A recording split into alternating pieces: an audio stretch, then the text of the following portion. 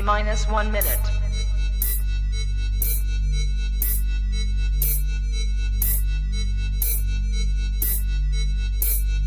T minus 50 seconds.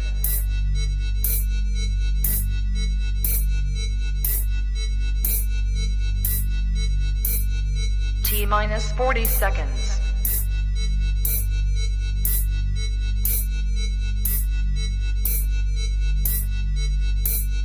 T minus 30 seconds.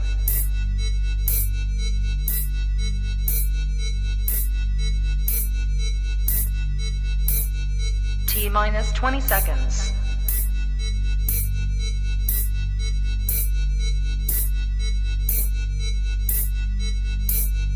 Ten, 9, 8, 7, 6, 5, 4, 3, 2, 1, 0. 1, 2, Westport!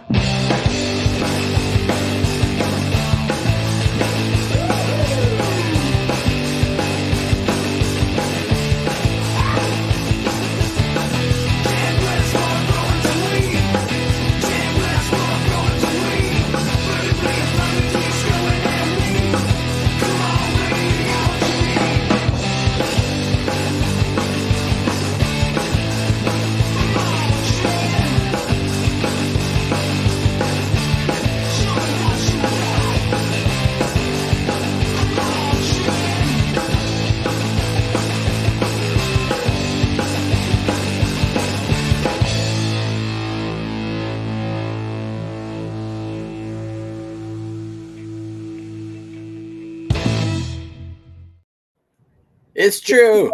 9 out of 10 bobbleheads agree. 9 out of 10. I think one of them was broken though, but I'm not gonna, I'm not gonna point that out. They can do whatever they want. 9 out of 10 bobbleheads agree. This is the best grow show, and I'm excited today. We got someone who who had reached out to me, kind of like behind the scenes. I'm always excited to meet new people because there's a lot of cool people out there. And Chris, I got a feeling you're one of them, dude. So thank you for coming and hanging out for a couple hours with us. Oh, I'm really excited to be here, Chad. Thanks for having me on, man. Yeah, dude, my pleasure. I've been looking over a lot of your material. There's a lot of stuff out there that you're putting out there. And I already know this is going to be a good conversation. So I'm looking forward to it. I hope everybody in chat is ready to go. You guys already over 100 of you here. That is freaking fantastic. I hope you guys are having a wonderful day. Yeah, I know. There's a lot of people in there. And I see Chonky Nugs in chat right now. Where'd you go? I'll put you up there because that might look familiar. We might be T-shirt brothers today. So shout out Chonky Nugs, part of the Seed Collectors, doing that. And every other Saturday we're doing Seed Collectors. Every other Saturday we're doing the live shows, talking to people out in the community. And that's what we're doing today. Definitely going to be doing some giveaways. Always like to do that because we like to get beans out into the community. But I've been talking for too long already. I'm ready to get the conversation started, man. So Chris, again, thank you for, reaching out to me. But let's pretend that people aren't familiar with you. They haven't seen your Instagram. They haven't seen the website. They haven't seen the YouTube.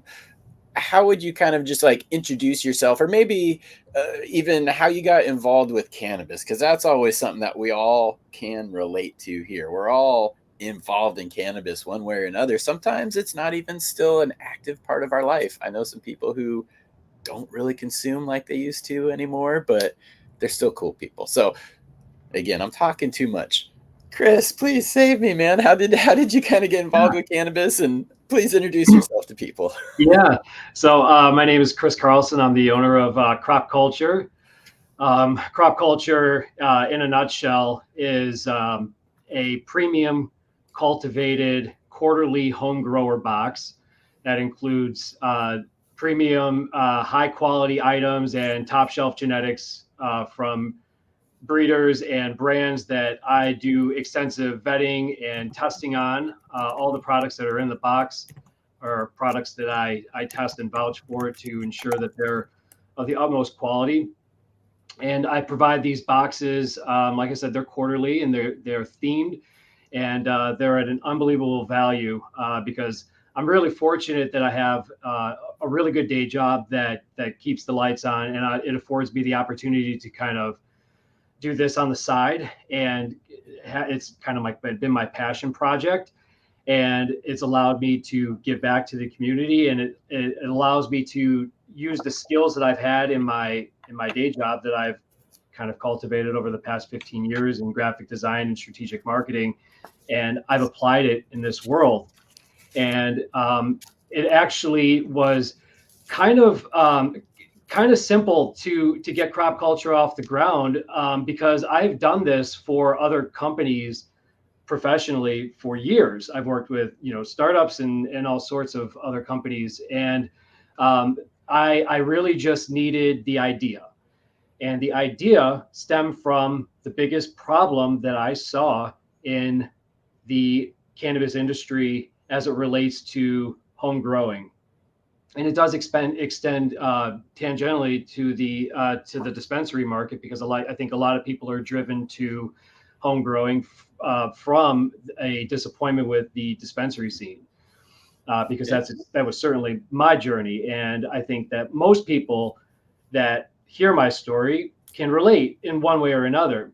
When you go and you Google, you made the decision that you want to grow, and you go type into Google, because you don't know where else to go, best place to buy seeds, best tents, best nutrients.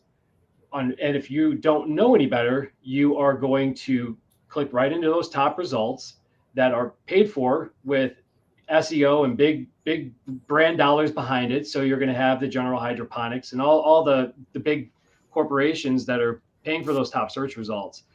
And it even further convolutes it when you have blog rankings and things like that. When you go in there, all of those bloggers, they're incentivized to have ILGM, Crop King, Rocket Seeds, all these guys that are white labeled seed banks right up at the top. And you as a new grower, you have no idea. You don't know any better. You are spending good money on these seeds. They are not cheaper. They are just as expensive as the good genetics. And you're going to spend the next 6 months growing out your first crop of plants with your Blurple Light potentially, and your General Hydroponics trio. And you might be growing an autoflower, and you get this larfy, boofy, plant at the end, and you get disappointed. And a lot of people, if they aren't super motivated to do this, would probably give up at that point and say, hey, the juice isn't worth the squeeze, Right. And the biggest issue is that people aren't, you kind of have to go through a trial and error to figure out that genetics really are the most important part of growing a great plant. It's not all of it, of course. No. But the way that I try to describe it to people is that if you start with really good genetics, your floor is going to be higher than if you were to start with something lower. So even if you are not a very skilled grower, maybe if your environmental inputs aren't perfect, if all of your nutrients are, if you screw up something, you can only screw it up so much. As long as you start with good genetics, that is truly the most important thing. The rest of it kind of comes in place. You can argue what's more important, the grower's skill or environment or all of those other things, and I think they're all of equal importance, but I think it's undeniable that genetics are the number one most important thing. So I took this desire to want to help people, because I was part of this the largest Facebook group, just a member, a growing group, and I'll tell you, that is the worst place to go for advice, because you're going to go and you're going to post a picture and you're going to say, guys, what's wrong with my plant? And you're going to get 200 uneducated growers giving you different opinions. Some might be right, some will be laughably wrong. And the problem is all of the ones who really know aren't going to speak up, because they are going to be drowned out by the idiots that don't know what they're talking about. So you get beaten down over time. I went and posted a dissertation of information for people. I wanted everybody who was just starting out growing to start off on the right foot. And in my post, I was giving some examples of some top geneticists and what their price points are, to give people just the perspective to show that you don't have to spend top dollar $200-300 for a pack of seeds to get great genetics. And the post got shut down by an admin, I was like, whoa, dude, I wasn't selling or anything. I like, go read it. And they literally booted and blocked me for trying to help. And I was like, okay. Damn. So yeah, it was kind of ridiculous. So we have this problem where all these new growers are coming on and they're kind of like already preordained to failure because of the way that the system is orchestrated. So I wanted to try to help as many people bypass the learning curve so they could get a box of curated items that are going to be the best quality items and the best quality genetics, so you could trust that somebody has done the work to vet these quality products. And you could go and look at my past boxes. You know, I'm working with great geneticists, but they're also good people. It's important for me to also have you know, my partners be an extension of me and vice versa. So I do my best to try to vet quality people as well. It's a small pool at the end of the day. You know, I mean, it's I work with it's a smaller box. It's a, you know, a standard mailer box. So, you know, whatever fits in that. So, you know, items will repeat at some point. I'm still hoping for some of my early partners to come up with their next iterations of items because they were so popular. And I know that people are going to love having an opportunity to get the new iteration of them. But, you know, the boxes have kind of gone, crop culture as a whole has kind of evolved because I try to be everything for everybody. And I realize that that's just not realistic. And I built the website by myself. I do all the graphics myself, all the sticker designs. And I will say, I think I have the best stickers in the industry. I think a lot of people would do that too. I have like over 140 designs or something. It's something I take a lot of pride in. And my sticker budget is astronomical. So I don't skimp out and get cheap stickers. I don't want stuff peeling off your wall and stuff because I hate that personally. So I built these boxes to be something that would be I would be very excited about. And I have very discerning taste. I'm pretty picky when it comes to the geneticists that I run, because at the end of the day, you want to make sure that if you're going to dedicate all your resources and your time and your love to something, that, you know, it's going to be worth it in the end. So I created this box that gets me excited, and it gets the people that participate in the box, my partners, excited, and my customers get excited because they get more than they bargain for. When they buy from me, they get the satisfaction guarantee. So if there's ever anything that you don't want in your box, you just send me a message and I will exchange it for you. No questions asked, with you know, an equal value product. I make custom boxes for people. I work with people on the budgets because my recent boxes, I just went to a quarterly from a bi-monthly, and my price point went up because I stuck a lot more items in the box. I worked with a bunch of people to do payment plans because I don't want money to be something that prevents people from getting these boxes. So I'll work with people on, you know, product exchange. You know, like I have local friends and stuff that always come over to the house, and if there's something that they want, you know, we'll do like a little flower swap or, you know, seeds or something like that. Because it's like I love being able to share this stuff with people. I have a surplus of it, and kind of generous in nature. So it's kind of just been a great fit. And as time has gone on, I've kind of tried to branch crop culture out a little bit because, as you well know, and everybody listening, we as kind of cannabis content creators have our stuff flagged and suppressed. And at any given moment, I could have my IG shut down. And if that's the case, I'm fucked because I can't advertise on Google. I get flagged immediately, even though I'm selling. Everything I'm doing is completely federally legal, almost globally. And when you rely on Instagram as your sole source of growth, you kind of have to play by the rules. But at the same time, I don't want to cheat people out of the content that I get excited to create. And that is like the macro photography that I picked up. So, you know, I offer macro photography services on the site, and I make it super affordable for people. So if they have, you know, dry bud, or if they have a live branch that they want to bring to me, again, money, I don't want the price to be an issue because I've looked into other photographers that, you know, pretty popular out there, and they are thousands of dollars to get to get like any type of consultative direction from, forget it. But if there's something that I know how to do, I will tell you how to do it for free. So I try to, when I do my content, I try to bring in a lot of the how-to parts of it, very much like Neil from High Again. He's a phenomenal photographer who does the 360 rooms. He's kind of like my gold standard. I'm always chasing him, you know. He's a good standard. Absolutely. And he's always out there sharing this information willingly. And like that's what I really love. And the people that I tend to support are the ones that, you know, share the information, because just because you know how to do something doesn't mean you're going to challenge me and take my business away. You know, it doesn't mean you're going to be able to do it better than me. Just share the information. And it's cool when people actually do catch on and all rise to that same level, because the quality of content for everybody gets better at that time. But, you know, a big thing like with, you know, Neil, yourself, and even myself, we're not trying to gatekeep, because gatekeeping is wrong. We work hard and we put the information out there.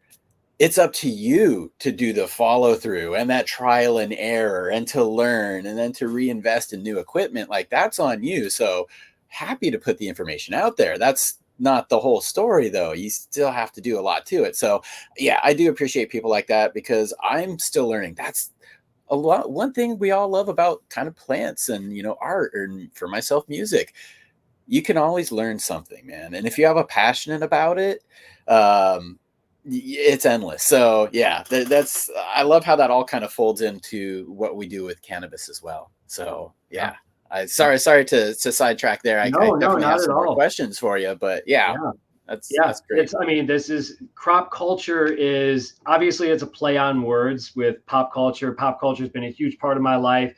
Don't judge me, people. I got the terrible, like Wolverine, Spider-Man. These are like jailhouse quality tattoos, but like, I'm a huge comic book nerd. I love all, you know, Marvel and all that stuff, and Star Wars and all that. So crop culture has been this way for me to kind of scratch my creative itch and let kind of do things that I get excited about. So like in the Living Soil box, where I partnered with Build a Soil, I did 6 of my stickers. Of the 20 designs were Star Wars themed. And you know, so I know that everybody has different styles. Like, so I have like Rick and Morty in there. So just I pull in a lot of pop culture type stuff.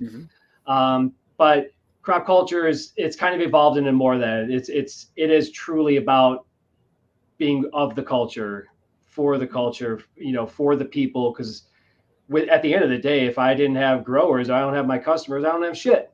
So I value them immensely, and I value their engagement, even if they don't buy from me, you know, because just trying to grow organically it's so difficult. It is such a grind, because you put so much effort into this content. Like, I put a lot of thought and care into this stuff, and you know, to not have it reach as many eyes as you would like it's definitely a frustrating environment to be a part of right now. It is. There is a little bit of suppression. It's funny. The last episode I did with Tad Hussey, KIS Organics, we do an organic Q&A. The second the show was over, I go into it and it was flagged for 18 and up. I'm like, wait a minute, we don't even know. So I appealed it and they reversed it. Thank goodness. Same with the last Seed Collectors episode. The second it was done, age restricted. I'm like, but we didn't show anything. We didn't smoke. It's like, I appealed it. They reversed it. But that does make a big difference in getting it out. But I think you're along this tip too. If we make timeless video or timeless information, it's still going to be good. And it is weird, because there are some videos that I made over a year ago that maybe had like 1,000 views at the time. All of a sudden, like, for some reason, the algorithm loves it and people are searching whatever I typed in there, and it's starting to get like 5,000-6,000 views. Random. But if you make good material, you put that time and effort and love into it, it should be timeless. And so that's always a goal. One thing, and just speaking of time real quick, we're already 20 minutes into a great conversation. I have not given away one set of beans yet, because you started with genetics, and genetics are so important, which is why I love to get people growing. But then I want to come back to where it all begins too, with these boxes, because you're doing something that I believe everybody should be doing. And I do it myself too. Super important. But let's real quick, I'm going to give away a pack of the Westport Posse. This is for everybody in the US. If you are in the US, we're going to be giving away. We've got the Westport Posse today. We've got the Summit Bitch Seed Pack with the Duke Diamond scope. And we're also got Universal Elements Genetics, the Blueberry times the Hans Gruber. But right now, Westport's Posse. If you are in the US and you would like to win a pack of the Westport's Posse, just go into, oh, I should probably hit enter. Go into the chat and type fun box. And that's a double pun because I'm a skater, damn it. I'll let all you guys figure that out. But so, okay. So while people are typing that in for Westport's Posse, again, US only, please. While we're talking about that, one thing that you said so important to me, and I think everybody should do it. And this ultimately will help any, brands survive over time because you've tested the products. You're using different products to determine, do I want to move this forward? Do I want to recommend this? Is this something my goal? And it kind of sounds similar. It's like, I want to make growing as accessible as possible to people. And if that means putting everything together to get you going for the first grow, cool. And it starts with genetics, but trying the stuff yourself, like, can you maybe talk about a little bit about that process and some of the ups and downs with it? Because not everything works. And I get things that I'm excited about and I try them and I'm just like, not making a video. So do you kind of have experience with that? And how do things finally get to the actual website into the box? Yeah. So I kind of get the inspiration from different sources for the contents that go into the box. And sometimes, like in the case of the goat grinder, he had actually reached out to me, Ron, the owner. And he's like, yo, why am I not in the boxes? I'm like, oh, $75 grinder. I don't know if I can make the price point work, And he's like, no, man. He's like, trust me, wholesale, we can make this work. And, so I've had situations like that. And that also happened with Root Nerds, with the Aurora Plus seed germinator. That was kind of a no-brainer. Both of those items in particular, when I was sent those, I held in my hand. I was like, oh, yeah, these are these are going in the box. I will find a way to make this happen so that people can get this at an affordable price, because it was just like, it just screamed quality, and I just wanted as many people as possible to experience it. I have several affiliate or wholesale accounts. So I have one with AC Infinity. So they're kind of, I guess, I definitely don't want to call them the gold standard because they're not the gold standard objectively with a lot of their things, especially a lot of their first gen stuff. Their second gen, they usually fix the problems of the first and do a good job customer service wise to rectify those issues. So kudos to them. But I like my launch box. I had like their 8-inch pruning shears and their 6-inch trimming scissors. Like those are kind of, I could trust that nobody's going to be pissed off that they got those. You know what I mean? It's kind of a safe item. And then I had Sea Vault in my fall harvest box, and Sea Vault was, another item that I was really confident that people, once they experienced it, would be really happy with. It just was it felt very premium. And I like packed little crinkle paper and candy in each one of the Sea Vaults. So like I always do like little things that I don't advertise in the value of the box. I always stick extra seeds that are not advertised for added value, because I have a lot of up and coming breeders that would love the exposure. And I love working with several of these people. They've turned into, they've become friends of mine, and they'll send me 25 packs or something like that. And I'll make them the pre-order bonus. So I do have to, pre-orders are a very important part of my business model, just because it's usually a big bill because I have to buy all these things. I'm not getting them given to me. So, I have to do the pre-order so I can have the funds to actually purchase a lot of these items. But I will incentivize pre-orders, because I know what I'm asking people to do is not ideal. Asking them, a month in advance upwards to give me your money and trust that I'm going to deliver something that you're going to be thrilled with. I think I've built the reputation now that I could walk around with a little swagger, knowing that people are definitely going to get more than they expected. But initially it was hard. It was hard to like build up that credibility. Understandably so, though. I mean, especially in this industry, I did a lot of tour management for music artists too, and I'd be calling people. I'm like, I need your flight share, I need this hotel booked. They've never met me, but they're sending me thousands of dollars. So right. I get a little bit about that, and I do understand the hesitation of people. But yes, track record does speak loud. Yeah, absolutely. And another big part of this is the leveraging the brand awareness of the people that I'm partnering with as well, because yes, the Crop Culture Box is a marketing opportunity just intrinsically, but there, I only have 6,100 followers right now, so I launched last year, so I'll give myself a little grace, but it's an absolute grind. If I had 50, 100,000 followers, I'd be of much more value to the brands that I'm working with. So I know that a lot of times they could do more for me than I could do for them in terms of brand exposure. So I try to be very strategic about the partners that I work with to make sure that I'm balancing market awareness, because one thing that is, there are so many great breeders out there, for instance, they just don't have the recognition. It's not that their quality is any less than who I'm putting in the box. And more often than not, it's the opposite. It is because I can't also sell who that breeder is and do their marketing for them, so it's just kind of a balance that I have to strike. But that's also a challenging aspect too, is like a lot of these guys are hard to get a hold of. And, there's usually a lengthy sales process involved. Like there was with Build a Soil. It took me like a year or two to get Jeremy's attention, but attention caught. Attention caught.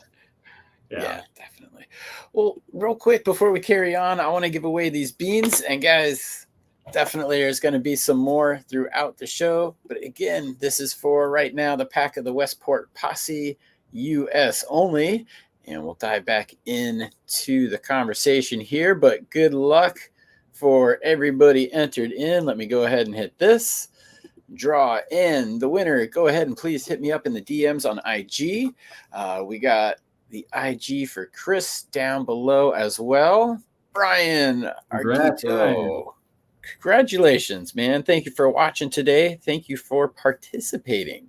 If you just let me know in chat, yes, you are in the US, that would be rad, but go ahead and hit me up on IG. I'll put down Westport Posse. That is what we're running for. So congratulations again, Brian. Appreciate you hanging out, and everybody else hanging out and participating. Participation in chat, such a huge part of the show. You guys know, you probably see me in chat more than you see me on the screen, because I love being in chats, listening to everybody else's shows. Support, it's a good thing. All right, so you just talked about genetics. We're just mentioning genetics. There is such a big difference. Before seeds were readily available like they are today, or even in just the back of High Times magazine, a lot of people started with bag seeds. And when you make that jump from bag seed to like professional breeders, you really do see a night and day difference. So yes, that is a crucial thing. And that's like in my interchangeable top 3 most important things, because I don't know which one is the most important, but that is definitely tied for first. And by your reasoning, I absolutely understand it, because a person could have the best environment, they could have the best skills, but if their genetics are mid-level, all they're ever going to know is mid-level. So it's hard to interchange. But another thing you said too, and I think is probably a recurring theme with a lot of the products, is there needs to be success on that first time. Like, again, if a grower, because this is an investment in time, we're talking at least 90 days, in most cases. If it doesn't turn out, if you harvest an eighth after 90 days, you might just give it up. And that happens. I mean, I've had a plant I've done that with. So yeah, we've all we've all probably been there. If you're in chat going like doo. Yeah, it's cool, man. We've all done it at some point.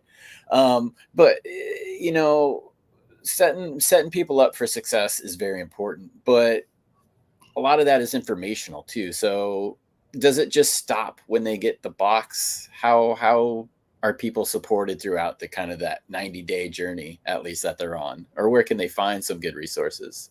Yeah.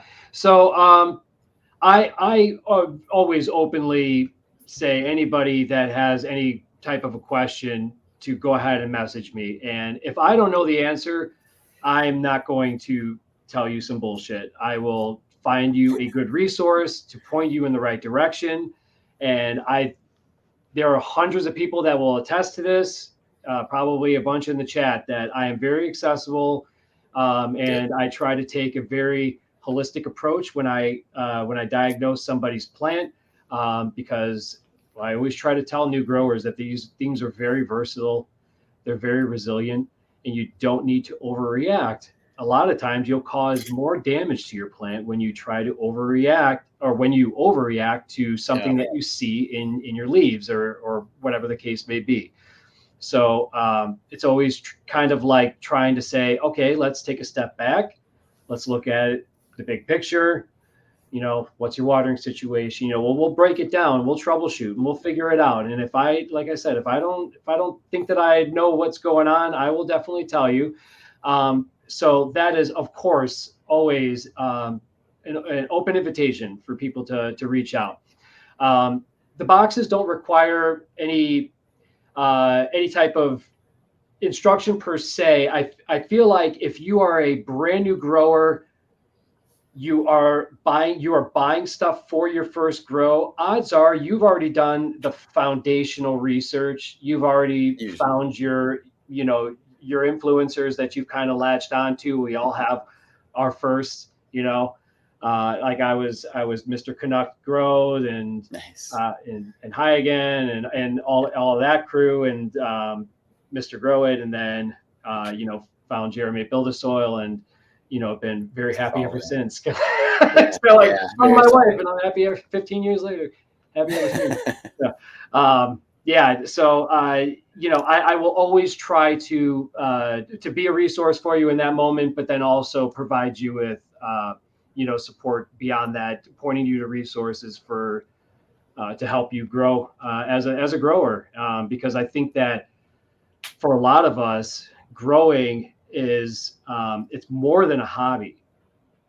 And I think a lot of us grow as people, especially as organic growers. I think there's definitely more of a connection with nature, us living soil growers. But I won't wax poetic on that.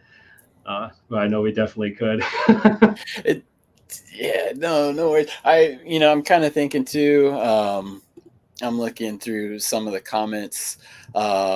And guys, please, if you guys have any questions, definitely throw them in the comments. I'll try to bring them up as they're applicable or towards the end. But accessibility is super important. I'm glad that you are very accessible like that. And to, I say realistic expectations is important to set for people. Don't blow smoke up their butt and then they're just like, ooh, why is this bad? You're like, well, so realistic expectations for one, but also not sugarcoating it. And it's okay to say, I don't know the answer. I'm a huge fan of saying, I don't know, but here's where I would look. Here's who I would contact. And these are the questions I would ask. So that's the second important half of the I don't know answer. So don't be afraid to give it. And I'm glad you're not as well, because you mentioned the online advice. Online advice, like you said, so many times is wrong. And it's not always, or probably not even the majority of the time, because people have like ill intent or they want to mislead you. If anybody's watched the show long enough, they know I love saying it depends. So many answers has to start with it depends. There's so many variables. And that's one thing that I kind of want to ask with you too, when you were starting or trying to formulate some of these things. Was soil like your first draw? Because usually soil or cocoa, those are the most accessible to people. Hydro, DWC, more tools, first time grower, higher margin of error. typically not going. So how did you maybe settle on the soil versus like a cocoa, or do you do both? So my evolution, people are going to hate on me for this. Don't worry. I hate on myself more than you could ever hate on me. I went to Home Depot and I bought a bag of organic potting soil. Okay. Okay. People do that. That's The what results were not good. Let's just put it that way. yeah, And I yeah. also Black didn't add gold. Was it the anything black to it. gold? No, it wasn't even that good. I don't even Okay. want to admit what it was. It may have been Miracle Grow. I was oblivious. I do not support Miracle Grow anymore. But anyways, so obviously had terrible results with that. And then I found Fox Farm Ocean Forest, and I actually like Ocean Forest for our houseplants. We do a lot of houseplants, and I've used a myriad of soils and other substrates. Mixes of moss and perlites and barks and all sorts of stuff. And our plants seem to do really well in the ocean forest for whatever reason. It works. It does. It works. Yeah. And that could be if you are I would never tell a new grower, yeah, go buy ocean forest. But hey, you already bought the bag. You could do fine with it. You could do fine. And then I did try cocoa after that because I was like, well, I know we're going to be watering a little bit more, but I kind of like the idea of being able to microdose things and kind of give the plant exactly what it needed at that specific time. So I was like, I'll give the cocoa a try. And I quickly realized I was spending way too much time in my garage where my grow room is, away from my family, mixing up waters and stuff like that. And it was just too much of a time commitment. And then I went to my local grow store, and I was pointed in the direction Build a Soil. And like, have you checked out the YouTube series? I'm like, I had not. When I started watching Jeremy's content, I immediately gravitated towards his personality, and like he's phenomenal on camera, obviously. Yeah. And I was like, I'm going to work with this dude in some capacity at some point. And this was like 3.5, 4 years ago. And, we'll get to that later, but started going over the archives of video content that he had available. And, I had a grow shop that carried everything. So I made the transition to living soil at that point, and I have been really just expanding it ever since. I'm 100% living soil now, but I will change out what I'm growing in. So I do a lot of earth boxes. I do the AutoPots, and I have an AutoPot tent. I have a living soil bed as well, grassroots, and I do grassroots living soil fabric pots, and they're all wonderful to grow in, regardless of what medium you choose to go with. Those are wonderful items to to use for growing. Make it really turnkey.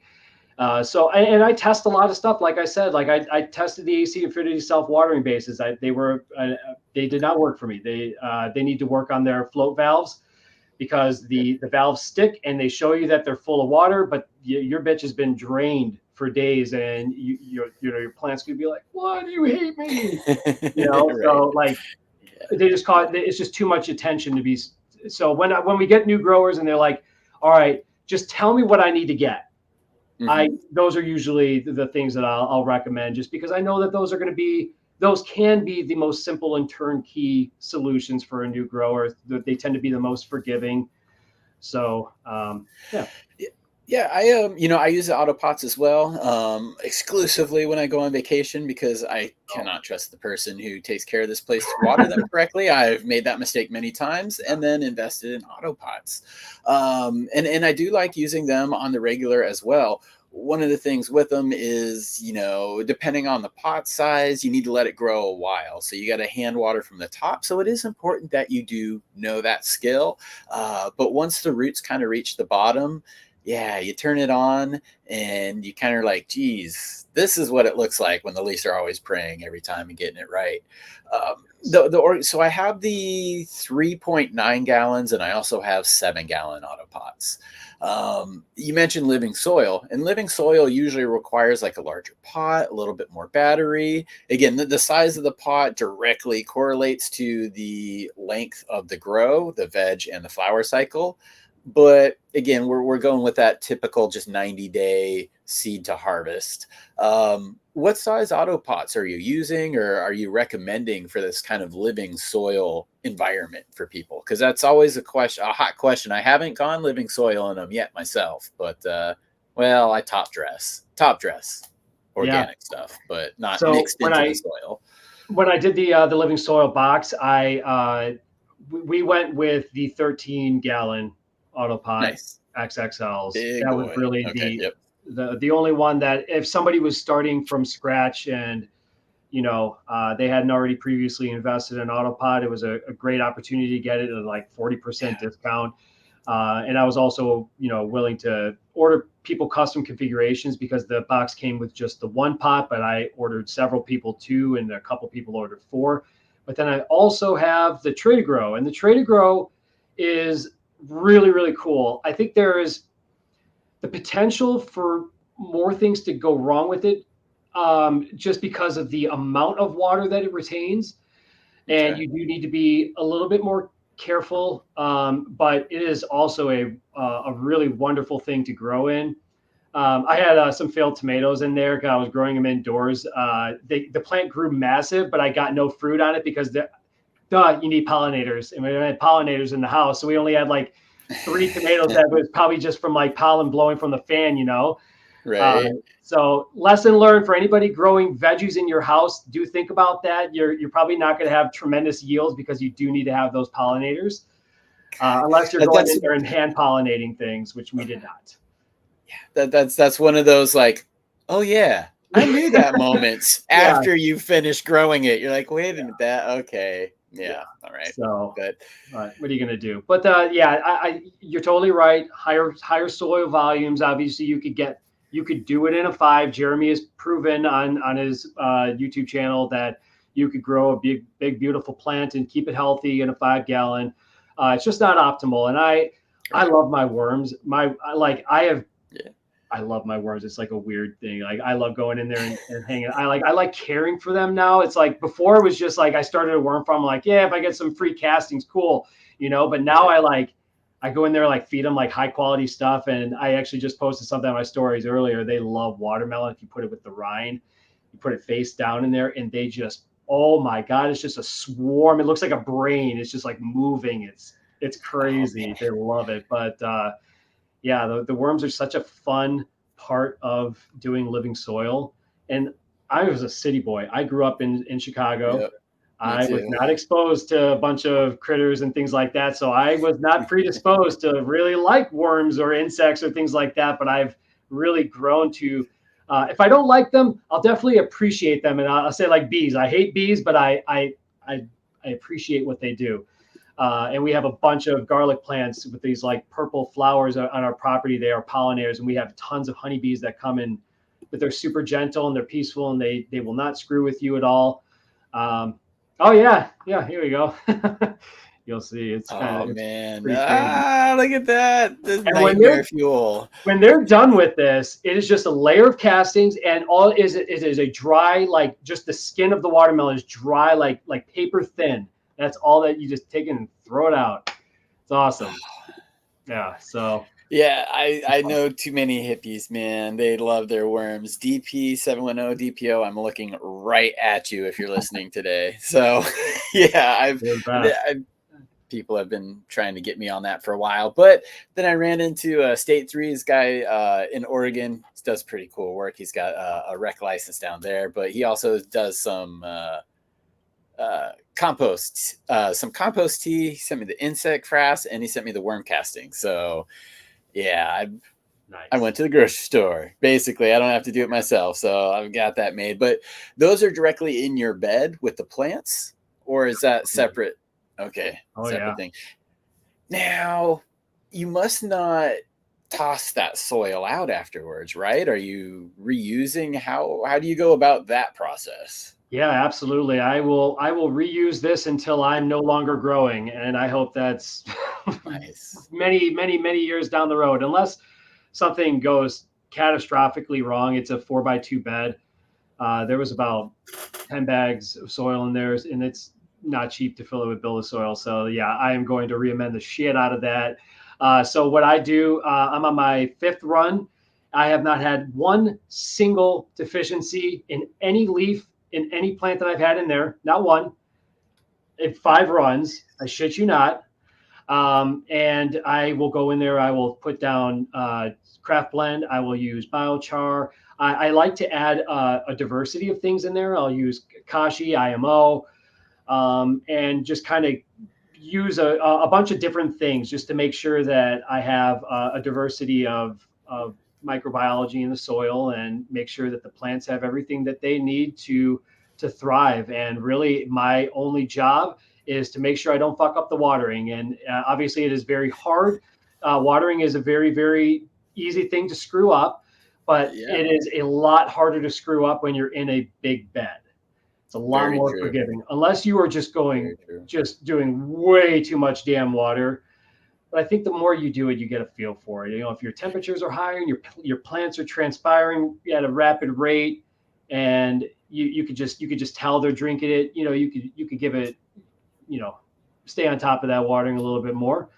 But let the plant talk to you. Just, you know, Yep. that's my best advice to people is just look at it, and you know, if it's starting to wilt, you know, and you pick up that pot if you can pick it up. Can't do that with the bed, obviously. And it feels light, give it the water, you know. And it's, I guess, when it comes to like troubleshooting and things like that, don't go changing a bunch of different things. It might be possible that there's more than one thing that's going wrong, but you won't know if you do 3 or 4 things all at once and then your plant gets better or worse. You're not going to know what input or what change caused that reaction, good or bad. So, you know, I think that's always just Solid try solid to be, input. yeah, Yeah. Solid advice there, because you're right, and that's again a frustrating thing. And sometimes even when things are going right, people want to try something new yeah. and a dozen new things, and you don't know which one maybe tilted it over the edge to your favor or against it. um you know, with the beds and with the larger soil masses, for people that are going into those with a seedling or going into it with a clone, um watering can always be tricky with the small root system in a big container. And I know in general, living soil, organic beds, you want to keep that soil a little bit wetter because of the microbial activity. But you can't keep it fully soaked on the edges when you got a little seedling in there. So can you maybe talk about how you approach that, or some suggestions for a new grower? Because again, that's conflicting information. It's like living soils got to be wet all the time. There's microbials, but don't overwater your little roots. So how Yep. do you approach that? So, real simple thing that you can do. If you don't have the luxury of a second tent to start seedlings in, like I fortunately do have, so I'm able to put a well enough established plant in there. The roots are big enough that I don't have to be so cautious. What you could do is you could, if you're doing a Dixie cup, for instance, or a small 1 gallon or something, you can actually go and dig out that space in your bed, set your pot in there or your cup or whatever, and put your soil in there and just keep it, you know, just water in the cup until that seedling is big enough and those roots have established well enough that you could just quickly, easily flip it over and pop it in, and you're good to go. Throw a little, you know, mycorrhizae in there when you're transplanting to make sure that it you establish that root to soil relationship right away, and you'll be good to go. I like that. That's usually what I recommend as well. Start it in something smaller where you have more control over the dry, wet cycle, and then go into the larger thing once it's developed. Again, you mentioned it before. Absolutely right. Larger bodies of soil are more forgiving with watering mistakes.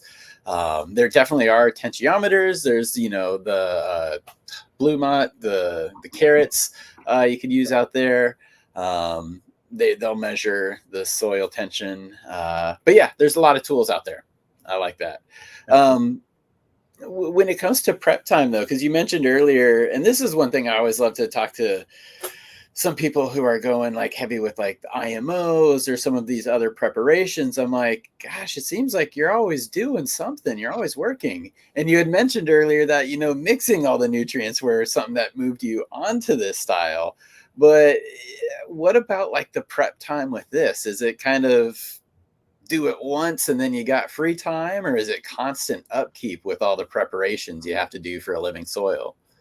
I'm going to tell you, most of the stuff that I do is not necessary. These are just things that I choose to do because I enjoy tinkering. I do a lot of experiments. Nice. I try to document a lot of it. I do a lot of experiments with like light intensities. I have found dramatically different results in plants with just screwing with the par, and also like light deprivation to cause your plant to seed, like your feminized plant to seed and cause, get, fully healthy seeds, like I just do stuff all the time, just to tinkering. Yeah. But like the preparations are really quite minimal. I have multiple tents, multiple setups. I don't do it all in one day. I kind of have an approach where I go in the morning and it's a pleasant experience every time. It's not like, oh, fuck this chore, this arduous thing, like, because it can be like that sometimes, especially during like transition where you got to clean or you got to like transplant a bunch of stuff. It's a pain in the ass for sure, so kind of like I've seen in the comments, keep it simple, right? So I go in there and I'll just do a little bit every day, do a little bit of defoliating. I'll throw a couple handfuls of kashi in there. If it's been a while since I've amended, I'll go ahead and top dress a little bit and water it in. But I kind of just, I don't really have a true routine in a sense that I just kind of go in and just react to what the plants look like they need.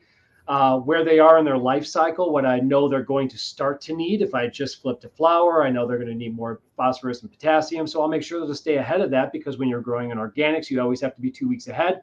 When you start to see problems, you're already behind.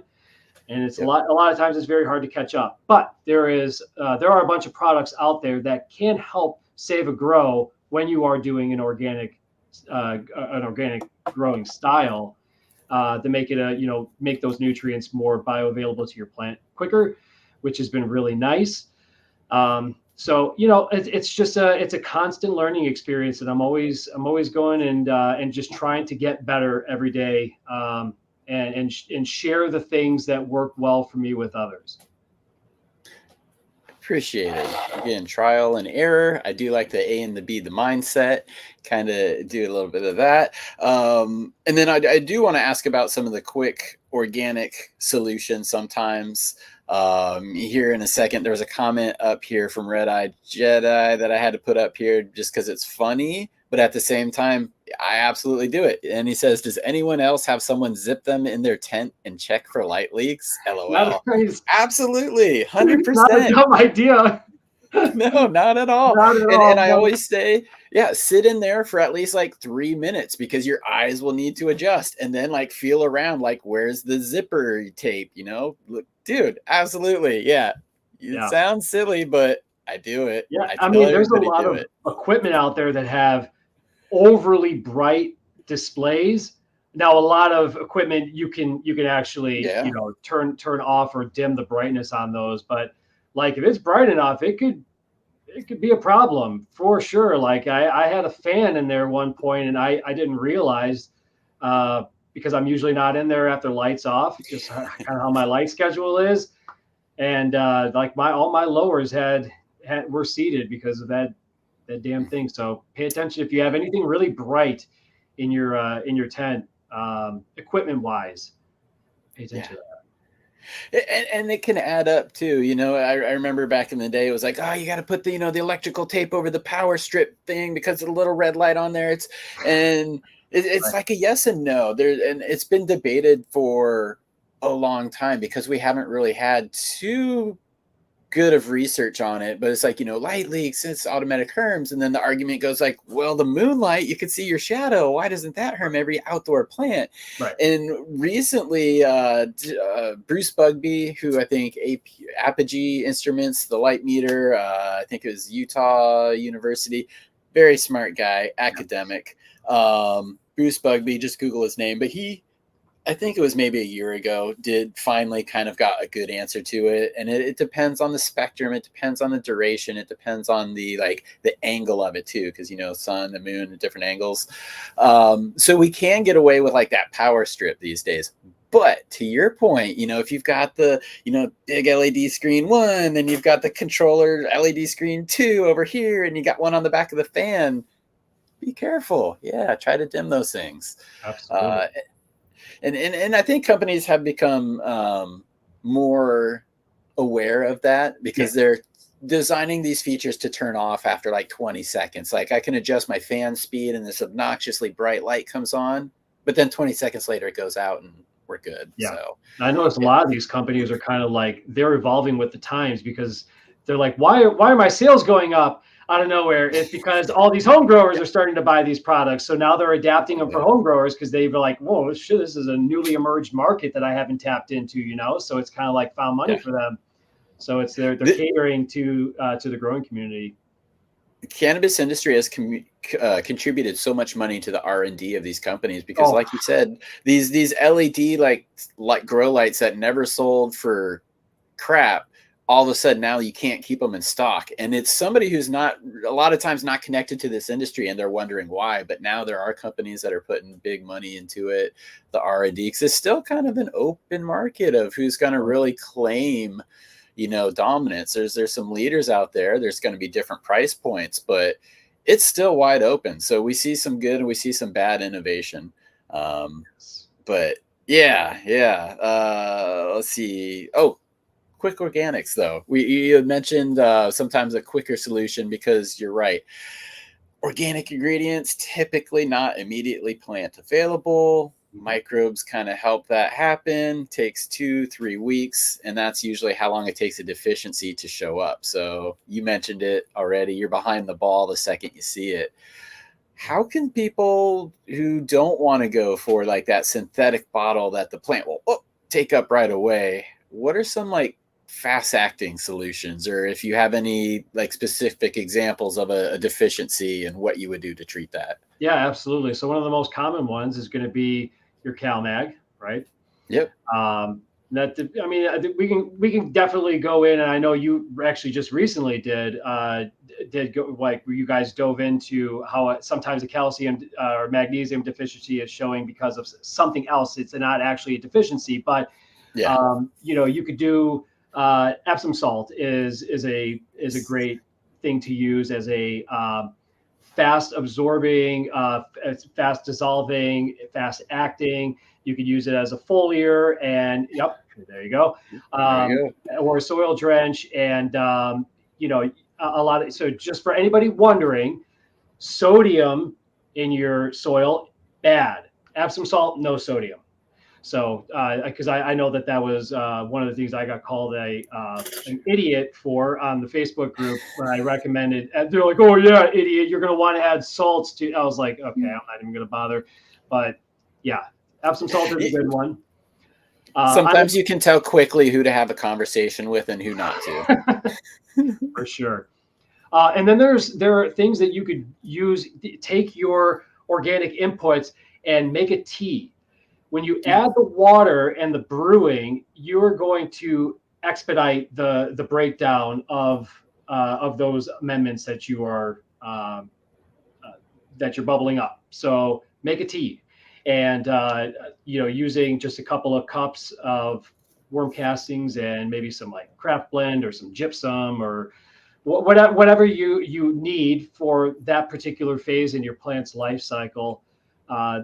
Teas are a really great way to get something bioavailable quicker to your plant than if you were to just mend it to your topsoil and water it in.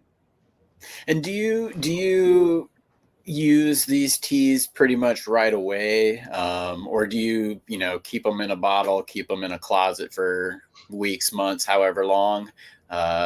No, I use them right away because you have active biology and that could get pretty funky on you quick. So I always recommend people use whatever they brew up within a few days. I will brew a tea for 24 to 36 hours. I've let it go 48. It's definitely not going to hurt anything.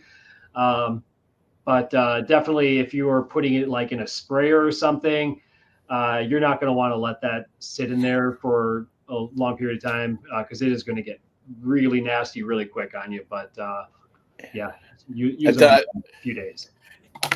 I've done that before, and when you come out and if it does actually have a proper seal on it, you come out and the container's bloated, you're just like, oh boy, just wait for the keep your nose out of the way when you open it up. Yeah, for sure. I had those plastic sprayers. I had one of the cylindrical part that goes in there. You actually screw it, you shoot up like a fucking rocket, put a dent in the ceiling. I was like, good thing I wasn't leaning over because that would have been really bad. So yeah, equipment failure.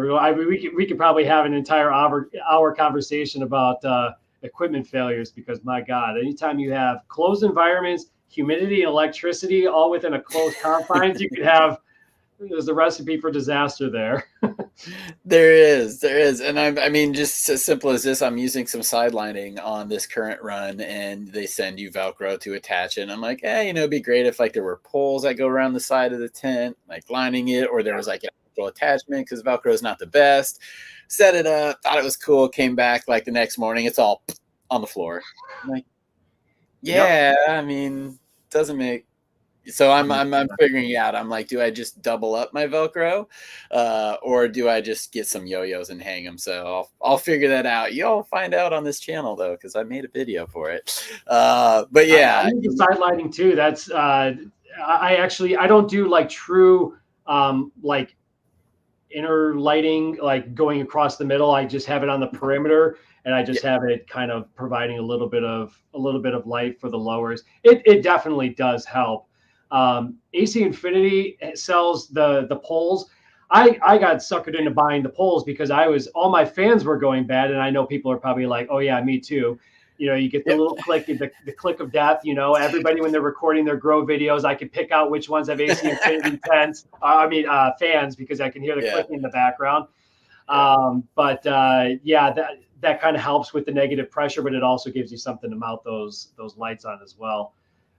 But their tent sizes are a little funky too. So I don't know if those poles are truly like if their 4-foot pole is going to fit all 4-foot tents. You know what I mean? So yes, take that with us. That is true. And one thing about the AC Infinity tents too is the poles, the diameter of them are thicker. Probably them and Gorilla Tent are the two companies that have like the thickest poles in there. So if you do get a clamp that fits that one, it's not necessarily going to translate over into like Spider Farmer, the Mars Hydro, whatever. And it is funny how 4 feet is not 4 feet with everybody. Some companies are like 2 inches off one side. I did have a similar situation where Green Tree Scrog custom made a Scrog for my 4x4 and worked in one tent, and I took it down to put it in the other, and I'm like, oh, wait a minute. So they're 2x2. Measure twice. They're 2x2. I have a standalone 2x2 tent, and it's honestly like 22 inches. And when you're 2x2 like that, I need that space, man. Like that's valuable space. I don't know. It sounds little, but yeah, you're just like, oh man, if I had 6 more inches, I could fit 3 more plants in here. Oh God, everybody when they start growing, like, well, I can get another tent. Squeeze it over in that corner there and squeeze another tent over there. The empty space syndrome. I definitely know that as I'm like surrounded by tents here. Well shoot, let's give away another pair of beans here real quick before we pick up the conversation, and maybe we'll pick it up and we'll start talking some genetics, because again, I've looked over your Instagram. You've got a lot of great examples of things that have been grown there, and a lot of interesting strains and strain names. And everybody, if you guys are watching, and go check out the Instagram, it is linked down in the show notes for you. So you guys are taken care of. It's Crop Culture IG. So check that out. But let me tell you what we're doing. So, all right. So this one is the Universal Elements Genetics. There we go. That's the logo right there. Nice and clean. Universal Elements Genetics. And this is the blueberry. It was his blueberry female. And he was a tester for me. He was testing some of the Hans Gruber. He said he found one of the stinkiest males he's ever found, and he put that to his prized blueberry. So if you guys are in the US and would like to win this, I'm just going to make up a word. Well, actually, that's a not made up word, but I'm going to select a word. Oh, God, I'm full screen. That's what happens when you go to a different screen and start doing stuff. Sorry, everybody. There we go. All right, so blueberry. Let's go ahead and type that in. Universal Elements Genetics. Playing for the blueberry times Hans Gruber, and these are regular beans. While people are typing that in, and again, US only, please. Blueberry, is that a strain that you've ever grown? Have you ever grown any crosses with it, or have you enjoyed it yourself? Where does blueberry fit into your life? Yeah, so I will tell you, I love blueberry, but the one that I grew out, I know it wasn't blueberry. It was okay, that like happens. an ILDR or something, you know. Yep. Did not have any blueberry, of course. Okay. But I tend to find something that I like in every plant, whether it's the morphology, the terps, bud structure, whatever the case may be. I could usually find something to like about them. Of course, I have my preferences, but from my experience, the blueberry, like the actual, like I've tried it from a couple dispensaries, and again, do we even know if that's the real blueberry? I don't know. Yes, you would think and hope, but didn't last super long for me. But I think a lot of the fruity ones tend to fade quickly. For me at least, I think as far as like the buzz or the effects. Yeah. Okay. Yep.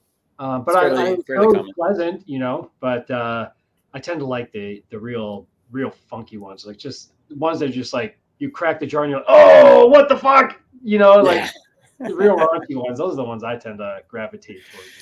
You know. That's funny. I see Adam in chat. Good to see you, man. He is awesome dude, but I think he might have just summed it up for you, and I've never heard this before, which is why I'm laughing. Blawberry. That's hilarious. I've never heard that before. Blawberry. I like it.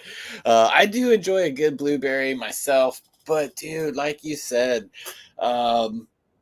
fortunately with blueberry, it is pretty easily understood. It comes from DJ Short. DJ Short is still alive. He is still around. You can get it direct from the breeder. If you want a blueberry, that's the person to go to for the official blueberry, because that's who everybody is trying to cross with. That's who everybody is ripping off. And yeah, DJ Short. Funny you mentioned that experience though, because I've had the exact experience with, you know, I always kind of tend to say just like the European seed banks that get everything done in Spain. They play the name game because a lot of times it can be SEO, but it doesn't necessarily mean what you're going to get is garbage. My favorite example is it was Cannabacia was the company, and it was like a it was like Gorilla Diesel. That was the name of it. Gorilla Diesel. It was supposed to be Gorilla Glue times like a sour diesel. And there was absolutely nothing Gorilla Glue about it, because that's like a grilled cheese sandwich, man. You either got it or you don't. That's an easy one to tell. And then there was nothing sour diesel about it either. And I didn't clone it, but that was an amazing freaking plant that I wish I would have cloned. It's in my like top 5 of like, damn, wish I would have cloned that one. So yeah, although it wasn't as advertised, not even close, it still turned out to be pretty cool. But maybe that was just kind of luck too. Yeah, I tell people all the time, like, I know that I kind of started my company out of like just the white label seed bank, the whole situation just gives me cringe vibes. I just don't love it. No. So I like started my company to protect people from it. But I also tell people all the time that you can get a great plant from an ILGM pack. I have done it myself. But like you said, you are not getting what you are buying. Just know that going into it. Don't buy there at all. That's my advice. Yeah. Don't buy it at all. But if you're going to, yeah, you could definitely grow a nice plant. Yeah, provenance is so important, and that's something that I think people are starting to get more clued into, and the importance of it as we do whittle down, the strain name game, because it's prevalent out there. And I think now, a lot of these European companies too are starting to catch on to the fact, and I see a lot more collaboration with U.S. breeders, whereas before it was like the walls were up, man. Like there was no cross collaboration because the Dutch were just being Dutch, and the U.S. are just we're the wild cowboys over here, whereas their efficiency, repetitive, yeah. So it's good to see those lines blurring these days, because I think they're kind of starting to come a little bit more correct. But as the market's open over there, you kind of gonna have to. So yeah, let's give away, my gosh, 140 already. Let's give away these beans here real quick.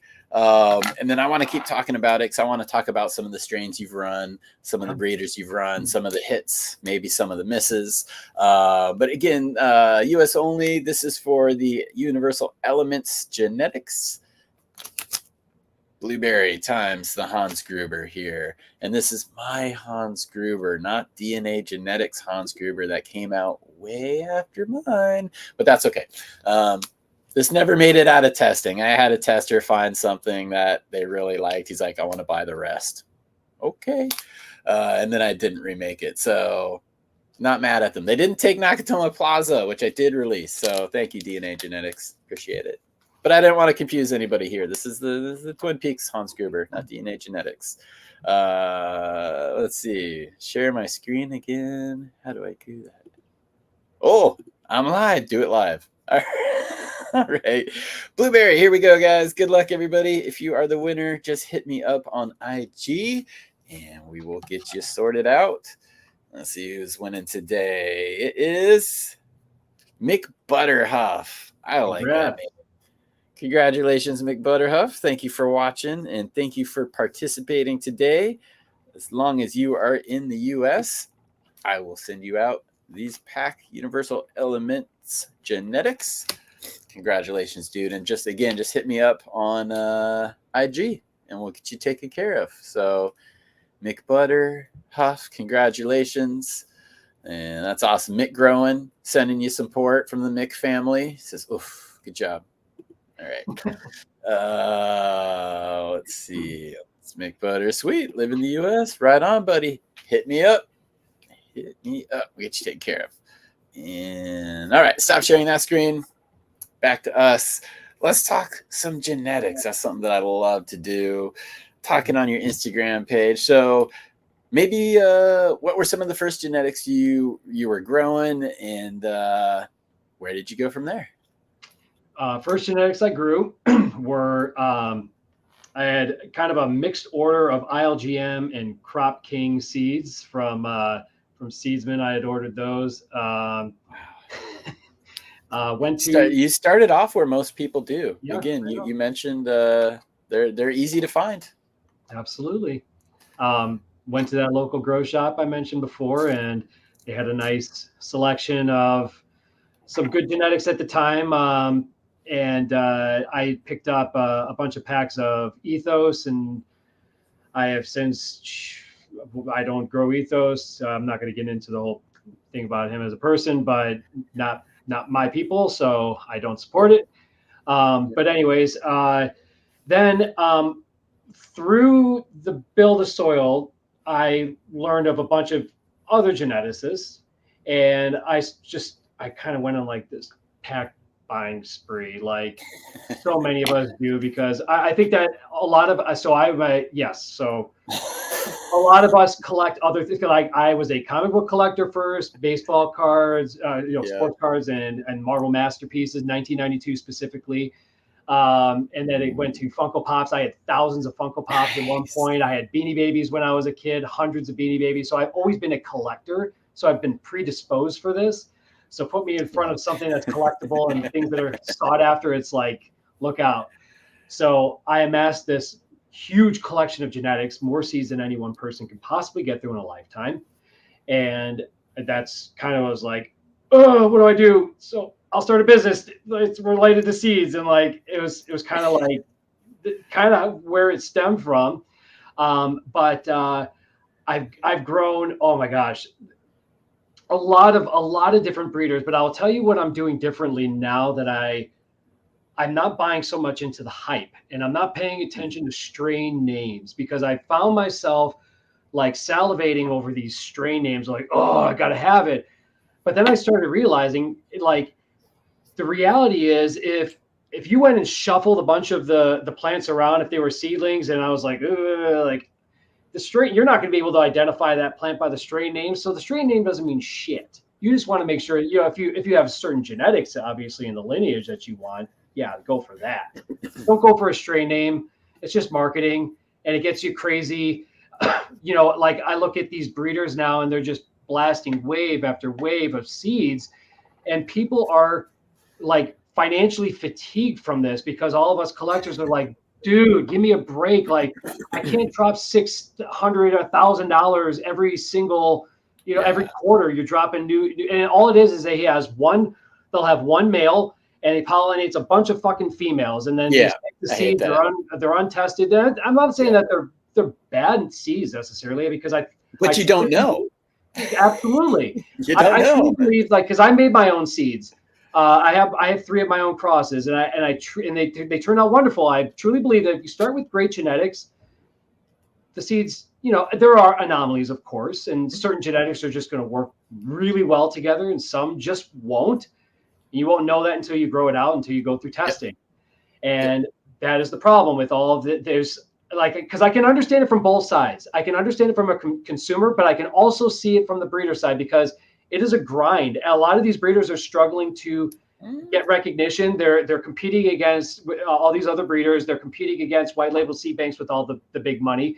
It is a grind for these guys that are doing this. Is that most of them are not doing it full time. This is something that they do on the side, and they have full-time jobs. Yeah. So, kind of. Sorry to cut you off there. No. But I just want to say, because you mentioned a gold nugget too, and this is something that I look for. It's something that makes me chuckle when someone's menu is one male times 20 different females, and then that's what they release, and they have a habit of doing that. That does a lot of times tell me or indicate to me that things aren't really tested. They're just slapping stuff together. That's not something that I'm trying to get involved in. That is a red flag I used, but that's not the case with everybody who does that. But a lot of times that is it. But as far as like people being on the grind, and like, let's say they did pollinate 20 females, and that does take a lot of space, and that does take a lot of time to test. But like, being on that grind is not an excuse. It's like, if people don't have time to like properly test it, I'm not going to feel bad for them. Oh, no. If they have an excuse, I'm like, well, you should have taken the time to do it. I don't feel bad for you, because I'm in the same situation. I'd love to have a warehouse I could test with, but I don't. For sure. So sorry to interrupt you there. No, I'm agreeing with a lot of what you're saying, but I'm just like, for a second, I'm like, just because it's a grind doesn't give. Oh, no. And I meant the grind is like the financial grind more so. It's always trying to. It's always you kind of like you're competing against the market, and the yes. But a lot of breeders don't buy into that game. They stay back and they do their own thing. They stay true to. They run their lines multiple generations. And they stay true to that. And, I'm not going to sit here and throw certain breeders that are going to hunt that dollar, as long as they're doing it ethically, as long as they're doing it with transparency. That is the most important thing. Yeah. My first partner was Robin Hood, THC Titan. He's a great breeder, but he is one that his Robin Hood line, they are all untested, but he says that on his website. Everybody knows the Robin Hood line are untested. The Square One line are tested. To what degree they're tested, I don't know, but they are tested. And he has testers that run all these things. He runs all the seeds, and this is just one breeder example. So they're I guess what I'm getting is they're not all cut from the same cloth. There are going to be your pollen chuckers out there that are spreading fucking diseases, hop laden or whatever, and there are going to be quality breeders that are trying to keep pace with the market and give people what they're asking for. But again, it just depends on what side of the argument you're on. I think that as long as you're transparent and you are doing things with good intentions, and you're telling people what it is that they are buying, there won't be any issue. And the biggest proof of that was the awful fiasco that happened with the Humboldt Seed Company, and they've been called, their legitimacy has been called into question when nobody was questioning how good of a geneticist they were before. But that live was so catastrophic, and they made themselves look so bad when all they had to do, it would have been so simple to just, first of all, don't go on before you have all the facts, because that was just, oh my God. But like, if they would have went on and just said, you know what, we were excited about this project, and we didn't have an opportunity to test indoors. We apologize. Anybody that has herms, we'll swap the seeds. I know that they did that in hindsight, but it took the entire community saying, hey, fuck you, and trying to cancel them. And now everybody's saying trichromes, making fun of Ben, even though Ben knows that it's a trichome, but he was under that was a really stressful situation. I felt stressed watching it. I was like, oh God, this is so cringy, So it's like that was a firing squad. That was a firing squad. That wasn't good. Some of the hosts were more helpful and constructive than others in that conversation. Right. But yeah, that was bad. And it sucks because for people who, let's just say the last 4 or 5 years they've been getting into this, that's a really bad look for Humboldt Seed Company. But for people who know the track record, like, oh man, you just messed up once and you got it right about 1 million times. So it sucks to see, because it was purely avoidable. Like you said, that was a corner cut, and you got caught cutting a corner.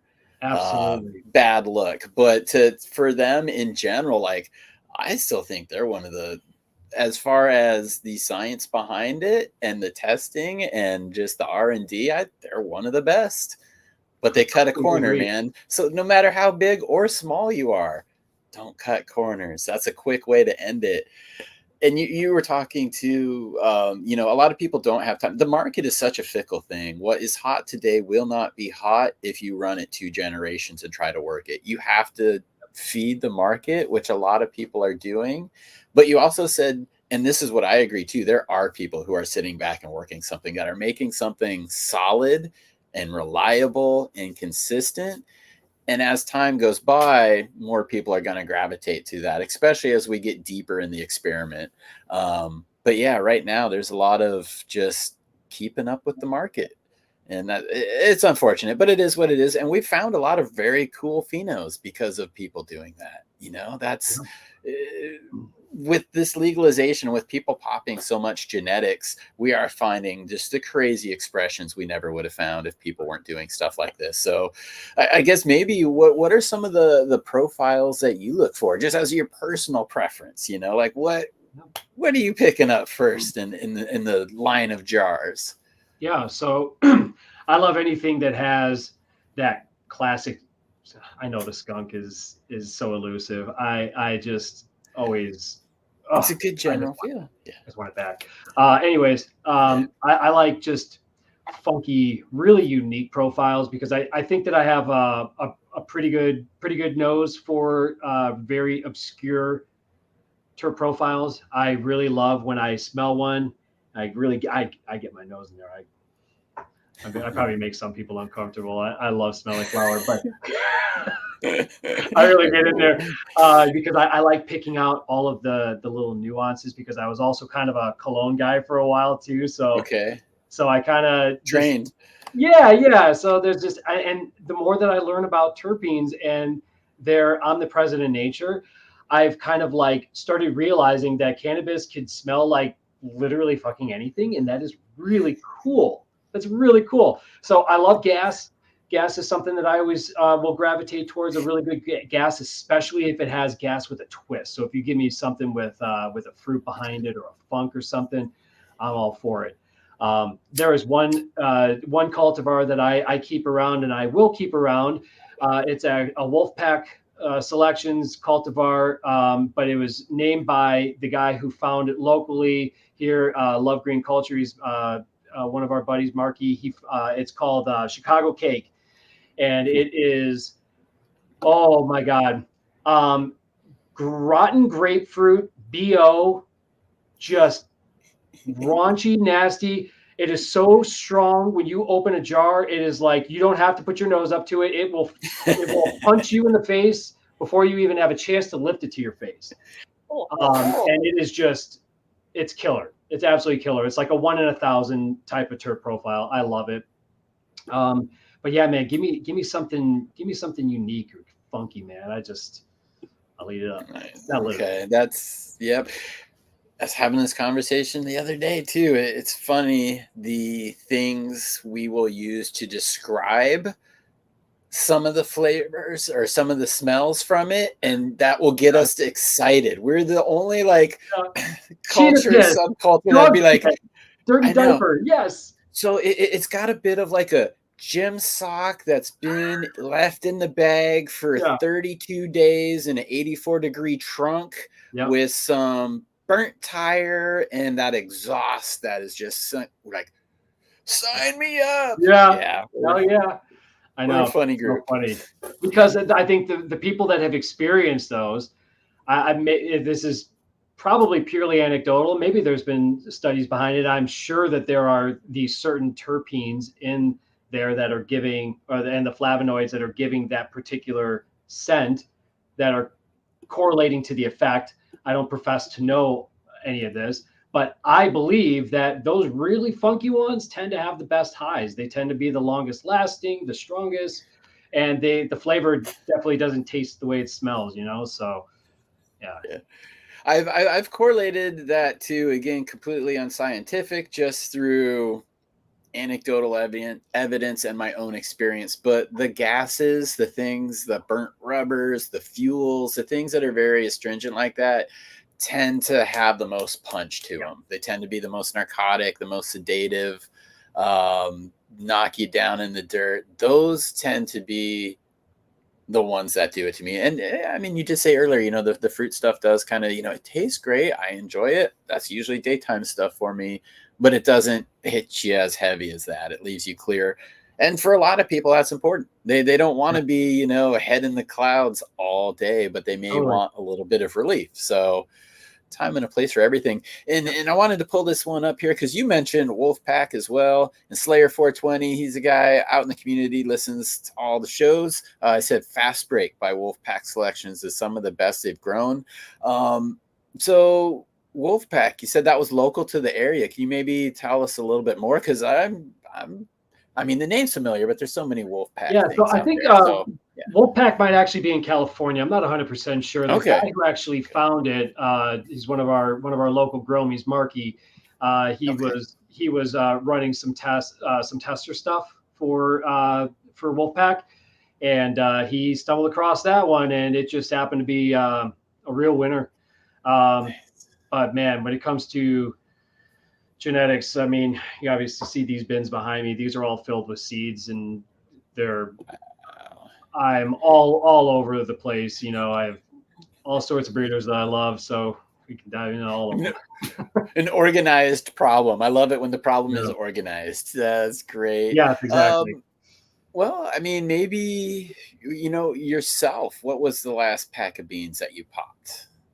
So I actually just popped 3 new cultivars I'm really excited about. Red's Revenge is one of them from AutoPot Genetics. He was one of my partners in the Living Soil box, and it is his Branson's Royal Revenge crossed with Panama Red. The 76 Panama Red. So I'm very excited about those. I'm also running Kid Kaya's Strawberry Cough back cross. Nice. Very, very excited about that because the strawberry terp has been elusive to me, but it is my #1 favorite. especially in terms of like an extract. If you get a true strawberry coffee, it's so wonderful. So I'm really hoping I find something jammy in that. In Kid Kaya's stuff, I love the crosses that he works with. The cultivars are just, he preserves unique genetics, and I have found that his stuff just, it's just really unique, really different. I also had some stuff from Weed Should Taste Good, Miles. Nice. I love Miles. I'm running 2 new Femme crosses that he has, his Mesa 2.0 and his Mesa 2.0 cross with Cap Junkie. So excited about that as well. So yeah, those are in seedling stage right now. I kind of have plants in all different stages, but most recent ones I popped, and I'm lining up some more to pop up probably within the next couple of weeks here. I put it up to a survey on my Instagram. I have a new batch that I'm kicking around. I might end up doing all of them. I don't know. That'll be fun. I'll clue in over there and see which ones you do pop. Because I always like to follow that. Miles, Weed Should Taste Good. Definitely have seen him around for a while. Got to meet him recently on my trip to Colorado for DGC Cup. That was pretty fun. Which is also where I tried some proper Thai stick and some Panama Red. Hey. And you mentioned Red's Revenge. Like, so those old ones are usually the ugliest things you'll ever see. And they are why people say don't judge a book by the cover, because you smoke it and you're just like, oh, yeah. But that Red's Revenge will be really interesting because Panama Red is so polluted as far as a genetic. So to bring that in with some of today's genetic is usually that's where you get like a lot of hybrid vigor, because they're so far away from each other on the scale. The closer things are, the lack of vigor it has when you put them together. But wow, that's going to be an interesting one. Do you expect it to get tall, or how long of a flower time does that thing have? I'm not sure. I am expecting it to get tall, and I will tell you, it's interesting that you just mentioned the vigor with Panama Red. So I just came into, I know my buddy's watching, Aaron of Support Dope People hooked me up with some Panama Red clippings that he came into, and it was so funny. They were snips. They were in a bag for a period of time. I'm not sure if it was a day or longer, but popped them in their plugs, and they are just like erect. Like it's ready crazy, to go. So it's just really like I'm actually supremely confident that they're going to root because they have so much turgor as snips. It was crazy.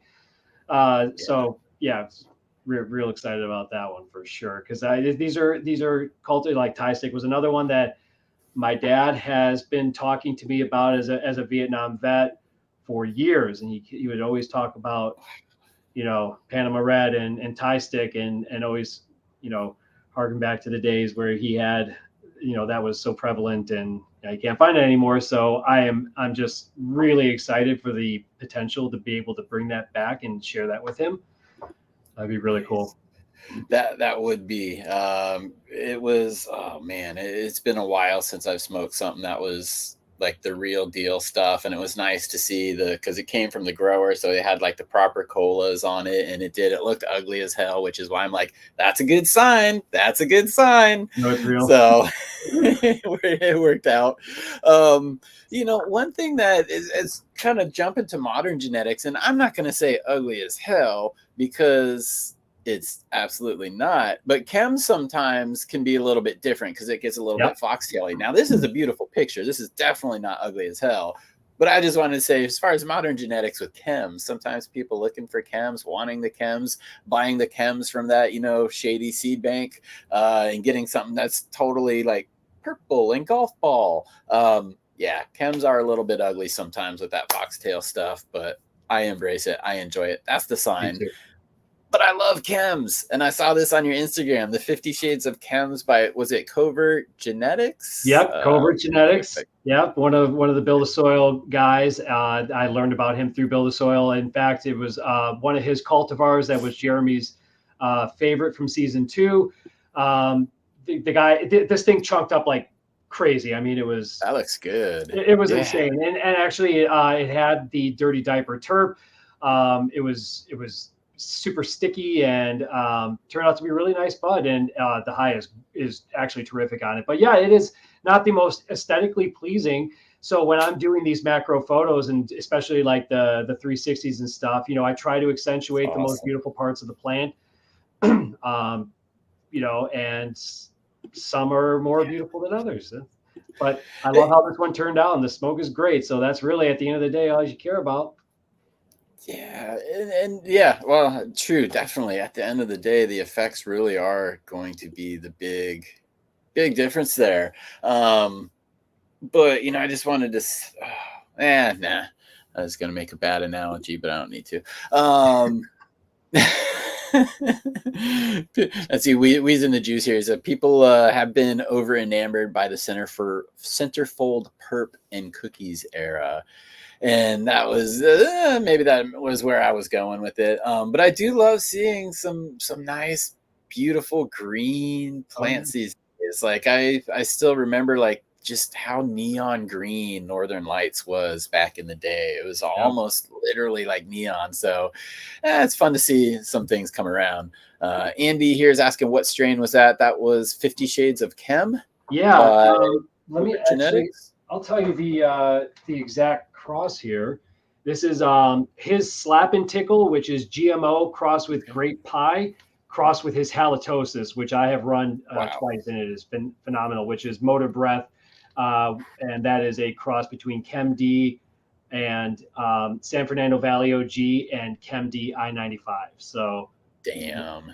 Yeah, that's heat. I'm a big fan of the Motor Breath stuff. There was a Motor Breath 15 up here, and then like a Mendo Breath as well. And I got something in my eye, but dang, those were top of my list for like gas stuff. I think it was actually like 2019. That was like my top. That was my number one pick to watch.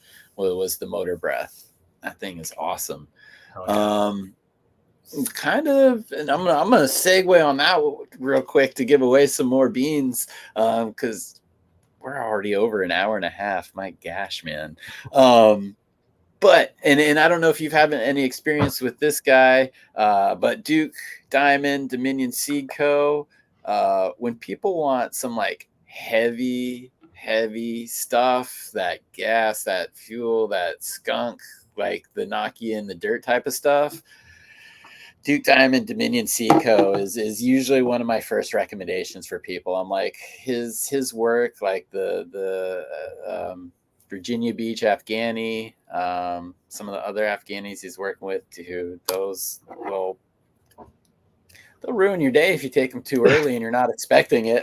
I'll just put that out there. I wanted to get Duke in the Living Soil box. Actually, I had reached out and I wasn't able to get a response from him, unfortunately, because I had Weeds Should Taste Good and Covert, Orchid, Kid Kaya, and Green Mountain Preservations. So all of the Build the Soil crew was present and accounted for, except for Duke. I didn't hear from him, but I really wanted to get him in that box, maybe in the future. Yes, we'll have to try to arrange that, because that would be awesome. And you did totally just remind me too. He's got his own blend, the Dominion blend. Absolutely. With Build a Soil. So, and dude, Duke is a freaking guy I like love to talk about, because he does things so right when it comes to breeding, when it comes to running his stuff out, when it comes to telling growers what to expect, when giving them directions on how to grow it. And that soil was one step further to it, because seriously, if you pick up his genetics, he'll tell you how to grow it. And you can buy the exact same soil he uses. So if you really do follow the recipe, you should get results like he has. Yeah. So and you had a great interview with him. I love that episode. That was great. Thank you. That's he's I need to talk with him again soon. That was another person I ran into at the DGC Cup. I spent most of my day actually talking with him. He was freaking fabulous. So yes, I love to do that. And I just saw, dang it, I lost the comment up there. Somebody called it out perfectly. Is all there we go. Spanish Dre, thanks, buddy. Says, what about some bitch seeds? Yeah, I wasn't done quite yet, because this is the big package. This is the end of the show package. So you are going to get the Duke Diamond sticker, Dominion Seed Co., and you are going to get the Dominion Seed Co. Jewelers Loop here, which is freaking rad. Oh, every week, you guys watch me open it the wrong way. Never figure it out. But yeah, so it's got like 90, 60, 30 times magnification. If you get the battery, it's got a little black light, UV light, and a regular light. Again, that UV light is great for detecting bug poop and PM in the dark. But it also comes, there we go, Spanish Dre, with the Summabitch US grade A Summabitch seeds, and today it's going to be the purple meds. These are reg seeds. I've seen Mr. Magpie grow these out. We've been giving these out for a while now, thanks to Summabitch seeds. So definitely find them on Instagram as well. If you guys can't find it because they may be shadow banned, just hit me up. I will link you directly. But yeah, a lot of these given away on the show, so a lot of people growing them out there. But thanks for asking there, Spanish Dre. Let's see here. I'm going to choose a word here. Oh, am I on the big screen again? Let's see. Damn, I am. Son of a, sorry. Two screening it here. I didn't type in my word yet, but I want to type in a word that applies to you today because, again, I think there's a lot of people familiar with you, and I hope more people become familiar with you through the show. Great way to do that. Guys, if you want to win this last prize package and you are in the US, please, in the chat, type in crop culture and the Summabitch seeds and the Dominion Seed Co., the sticker and the loop will be coming out to you. And I will let this run for a little bit because, man, we've already been talking close to time. And I do want to give you time to shout out anybody, let people know where they can find you. We'll get to that. I also wanted to touch, though, on the Growers Hangout podcast because you do a lot of stuff. It's not just the box. It's not just the Instagram. Can you tell us a little bit about that and maybe some of the things you got going on or things you're excited for in the future? Yeah, absolutely. Thank you so much for asking, Chad. Yeah, so I do a podcast every Tuesday night with my friend Aaron and Pete. Pete from Highs and Turfs, Aaron from Support Dope People. And it is a podcast that is meant to bring value to the community, and that comes in different ways. So we are very thoughtful about the guests that we bring on to make sure that we are covering topics that's going to be informative for the people that are listening and that they get some sort of a value, because there's a lot of podcasters out there. There's a lot of shows going on, and we are trying to differentiate ourselves by bringing tangible value and education to the people that are watching. So it's, we just started a little over a month ago, and we've already had some wonderful guests on, including Miles from We Should Taste Good and Eric from Thrive, and several others. And we have more planned in the future. Hopefully you someday, Chad. And it's just a fun place to come and hang out and be welcomed. And the chat is always popping off. And it's just a great community. I see so many familiar names in the comments here, and it just makes me feel so good. It's like you really grow to care for these people, and when they try to show you that support and everything. So love you guys. That's awesome, man. And thank you for doing that. Again, tangible or practical application is always something that I like to get across with the videos I do, or probably the conversations I have. I want people to be able to walk away and do something in their garden that is going to make a difference, or even just a philosophy of just, you mentioned earlier how important genetics are. Maybe people are overlooking that because they've spent too much time researching, reading the top 10 best inline fans, the best grow tents for, a 4x4 space and all of this alights, because it can be so overwhelming. Totally. But I love that. It helps us because we get to break it down and put it into normal people terms. Yeah. So I'm glad you mentioned that, because that is important. And that gives people, incentive too, to go check it out, go check out the show over. And actually, I think I included your link tree as well in the show notes, because that kind of has everything that can get you to the crop culture website. that can get you to some of the discount codes, but that also gets you to the YouTube as well. So sorry there, I was kind of spacing that one out. I appreciate it. Thanks for sharing that, man. Yeah, no worries. I'm glad you're putting some information out there. One thing that I do also kind of like to ask people, and maybe I'll just ask this one now, because we talked about, like limiting factors. If you don't have you could have great genetics, great environment, but if you have one CFL 23 watt bulb, well, that light is your limiting factor. So if you were to be looking at your grow right now, or if there was one that just completely caught you by surprise, like pollinating tomatoes indoors, God damn it, I knew that. What would be that one limiting factor, or that one thing that you would probably try to improve in your grow right now? Because we all have room for improvement. Right. I think the biggest issue in my grows is happening right now because it's in the middle of summer and I grow in my garage, and I am grateful that I have the space and I can do it. That's wonderful, but I'm at the mercy of the weather outside, and it's not always about controlling the environment inside your tent. Is a lot of times being driven, what's happening inside your tent is being driven by what's happening outside of your tent. So I have these really bad humidity spikes that have been happening, and I have a dedicated drying tent. I've had two sets of plants in there that I've had my AC running for a month, my $500 electric bill. And I wasn't able to get my humidity in there below 68, 70%. So, it is what it is. I have found ways to work around it. I try to work as much as I can. That I've gone through multiple seasons now. I kind of know the ebbs and flows and the things that I need to kind of account for as the seasons change. But,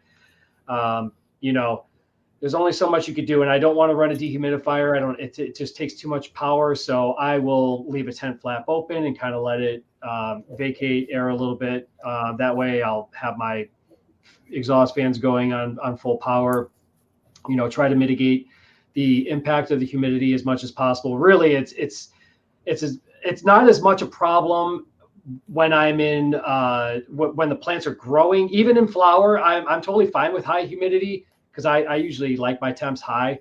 I like them like 90 degrees, 93 degrees, and 80% humidity. Those plants are going to be boom. They're gonna love it. I think the humidity is the biggest problem when I'm drying, obviously, because I'm kind of a perfectionist. So I want to hit that 60-60 as much as possible, stretch that dry for 12, 14, 16 days, depending on how big the buds are, how much leaf material is left behind. That can fluctuate, but it's what I'm always trying to strive for. But in the summer, I've kind of just come to terms with, I might have a grow that probably isn't going to dry and cure as well as it would have had it been fall or any other season, really. So yeah, I know some people that during the summer, because it is I have tents, as most people do, so essentially we're trying to control the lung room. And that, like, I don't have AC in my house.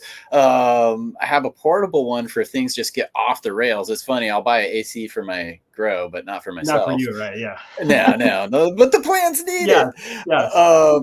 But yeah, I know actually quite a few people in like Las Vegas in particular. They just don't grow during the summer. Like there's like, yeah, we just don't even grow. It's not the cost. The juice isn't worth the squeeze on that one. So they'll just grow throughout the other year. And it's, just personal for themselves, but they can have big harvests and sustain them through that missed summer harvest and probably wind up for the better economically out of that. But I wanted to, let's see, I had a comment here. I just started. Chris. Okay. So yeah, and Genetic Memory Farms, good to see you. I've not tried this product myself, but I've seen some people, Eagle Gardens is the first one that comes to mind, have used it. I'm a skeptic, but I always say it's important to try something before you are a doubter. So I've not tried it, but I have known some pretty smart people who liked it. Are you familiar with the My Herbs Now dryer? I am familiar with it. I haven't personally used Okay. it. Okay. I think a lot of I don't want to say everything is gimmicky, because that's not fair to classify all those things as gimmicky, because I think a gimmick sometimes also has intent behind it. If the manufacturer meant for it to be just a money ploy, then that's a different story. I think anything that is meant to shorten your time frame to do something, I'm always a little skeptical of, because these things take time. It takes time Right. for the chlorophyll to break down and vacate from the plant. That can't be expedited all that much. So I feel like, just for me personally, I will roll with a little bit of a higher humidity, because I will offset that by increasing my temperature a little bit. So I'll bring my temperature to 70 degrees. So I'll keep it at 70. Not ideal. Absolutely not ideal. And it will cut your drying time. Probably you'll be like 7 to 9 day range. You won't be able to get that full 14, 16 day probably. So I don't know, just kind of roll with the punches. And it's expensive to do it this way, and I would not run my AC if it was just a couple of plants. So that's the other thing. Like those That's dryers tend to be, you have limited space that you could put actual material in. So that's a factor as well. But yeah, for people that are just doing like one plant or even smaller plants and things like that, and you don't really care all that much. You just want to have, real good flower that's dried well enough for you to enjoy, then absolutely. Yeah, that's a great way of answering it too. I've not tried it. I think we share a lot of the same concerns there. Again, there are a lot of good points there. It was kind of funny too, because I was approached by another company. They're asking me about this product, and like, what I do is so simple. Anybody can do it. It's absolutely free, and it works, and it's worked throughout time. But they have this like creative new way of doing it, and it adds some fun to the process. It can add some organization to the process. It's absolutely completely unnecessary, but I could see how it could bring some like fun or some excitement to change things up to people. So I'm like, okay, I'm not gonna poo-poo you. I'm gonna let you be you, but it's not for me. But yeah, there's some things that they're not absolutely necessary, but they can be fun. They can be incorporated, and it could be part of the process. Totally. And I've heard this from, I've gotten feedback. Like one of my partners is the Root Nerds Aurora Plus. It's an expensive piece of machinery or a piece of equipment, but sometimes you just want to have something nice, right? There is also the fact that thing objectively does help germinate seeds that are harder to germinate quicker and more effectively. So I was comfortable. Like, here's the way I put it. That box in particular was a $130 box. That item alone was $120 retail. So there was a lot of other stuff involved and included in this box. So for the people that were buying that box, it's like they might not have bought the Aurora Plus for themselves, because it would have been a luxury item, right? It's a luxury. Right. But as part of the box and all the value you're getting, it's just a really cool thing to have, and it works freaking great. Not to say like when I use my Aurora Plus all the time, but I am also a tried and true. I use the makeup cotton pads. I get those wet. I put them in a Ziploc bag with a couple of spritz, zip it up about 80% of the way, and I put it on a heating mat. The heating mat is the thing that is going to help you germinate seeds quicker. It'll make your whatever you're spraying, dry out quicker. So be careful of that as well. But it's a super effective method. But as part of the box, it's a wonderful thing to have, and it's an item that I could confidently recommend to a brand new grower, because if you're not good at popping seeds, these things are not cheap.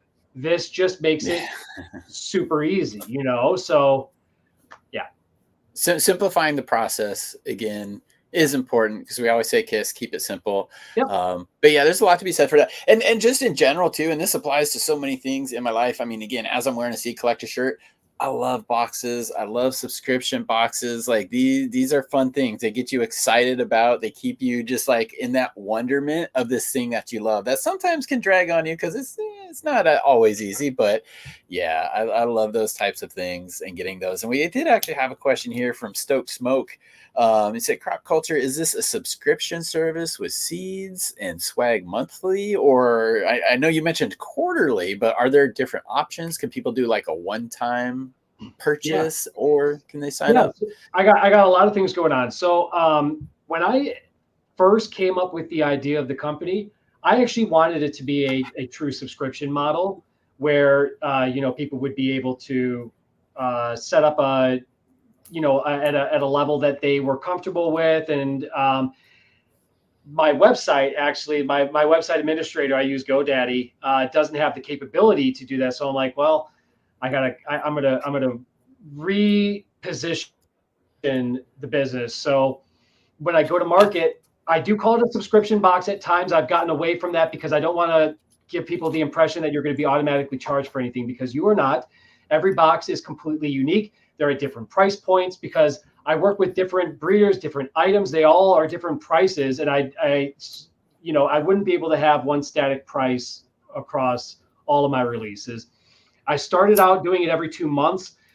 I had previously kind of alluded to like the consumer fatigue with people being bombarded with all of these monthly things that they're having to fork out money for. So I quickly realized, doing all of this on my own, 2 months is not enough time to do it to the consistent level that I wanted to have it, and all the planning that goes into this. It was just, like I said, this is not my full-time job. I have a full-time job in addition to this. So I decided to go to quarterly, make the boxes bigger and better, and include more items, add more value, get it more exciting to get more brands to want to participate, and hopefully more free stuff sent to me so I can just divvy that up to all the people that are buying the boxes. Those who bought the Living Soil box got hooked up because I accounted for 200 boxes to be sold.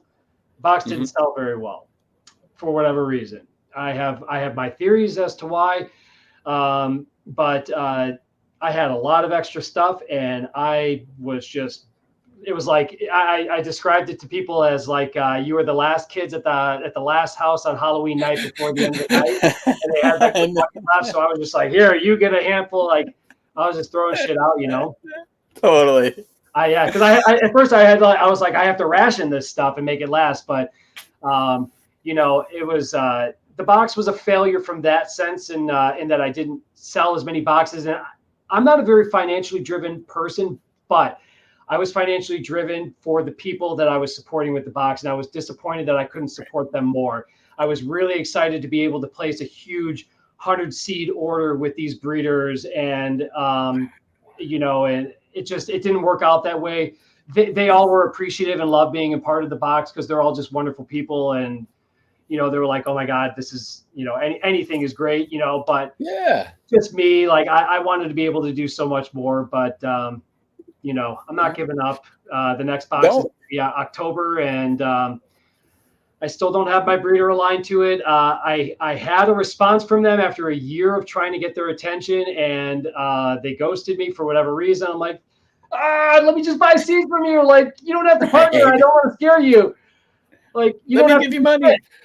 Like, I do all of it. Like, I don't know. So they've ghosted me for whatever reason.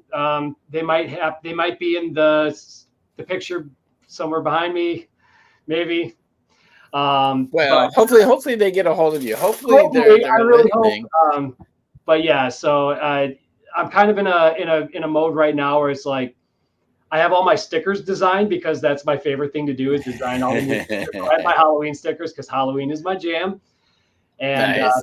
I've been kind of leaking them. I've leaked a couple of my stories. I'm going to continue to do that as we go. But it's kind of up in the air at this point as to who the breeder or the items. I know one of the items for sure, and I'm excited about it. But hopefully it'll all come together in the end, I'm sure. I think it will. Yeah, I think it will. The building suspense is always good. And yeah, Halloween is my jam too. It's the best holiday by far. But yes, I'm gonna go ahead and do the drawing here real quick, and then we'll get to how people can find you, where they can contact you, and where they can support. Because I love this idea, and I'd love to see it go further. And again, you're supporting people in the community, so it's that high tide raises all boats. The better you do, the better other people do. I'd love to get Twin Peaks genetics in a future box potentially. That would be cool. I'd have to make some. I'd have to make some more beans. Yeah, I'm limited right now, but oh yeah, in the future. I would love to. Love to, man. That would be fun. Yeah, I would love to be a part of that. We'll talk about that, and we could talk about some other people too as well behind the scenes.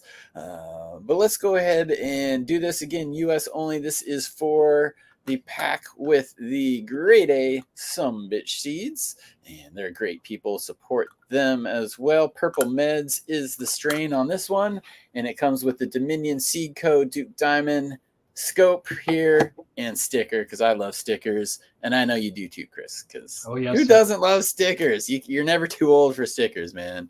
So let's send me your address after the show. I'm going to send you a sticker care package that will put a big smile on your face. I love it. Oh, dude, if I could unmount my laptop camera, I'd show you around here. I got stickers on the sticker wall there. Oh yeah. Let's see here. Who's gonna be the winner today? Eastern Ohio grower. I'm gonna go out on a limb and say you are US based.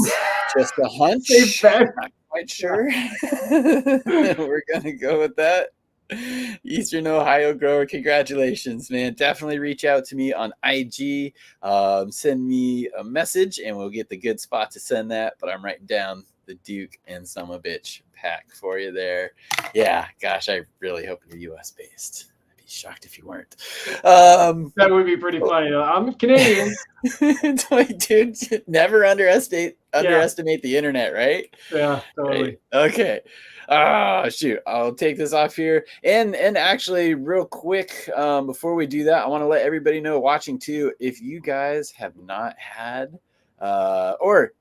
if you guys are looking for something to do in a little while, very shortly, coming up here in about 28 minutes, enough time to go to the bathroom, refill your bowls, and maybe grab a bite to eat. I am going to be with Ames High Cannabis over on the Ames High Cannabis channel, doing a live sit down. Come with your questions. Ask me some questions. I know he's got some good ones for me as well. But that's going to be going down here in about 28 minutes. So, yeah, I want to let everybody know about that. I'll answer some questions instead of just rambling and asking long questions to people. That's my job here. That's what I do. It's my official title. Shoot. Where can people find you, Chris, man? Where can people learn more about you and then support what you're doing? Thanks. So the easiest way to find me is on Instagram. I am at crop_culture_box.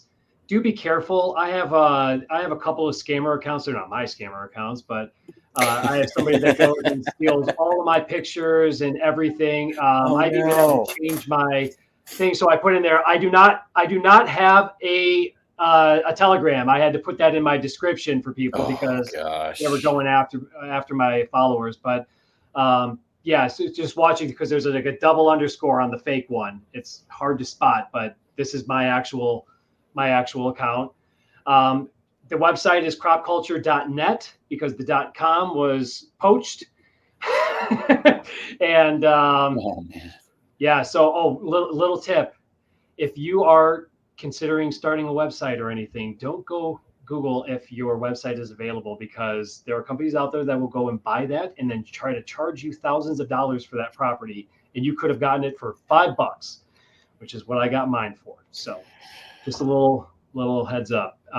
So yeah, and then like we said earlier, I have the weekly podcast, the Growers Hangout, every Tuesday, 7 p.m. Central Standard Time. And yeah, I would if anybody has any questions or wants me to conjure up a special box for them, just send me a message. I'm very approachable, I promise.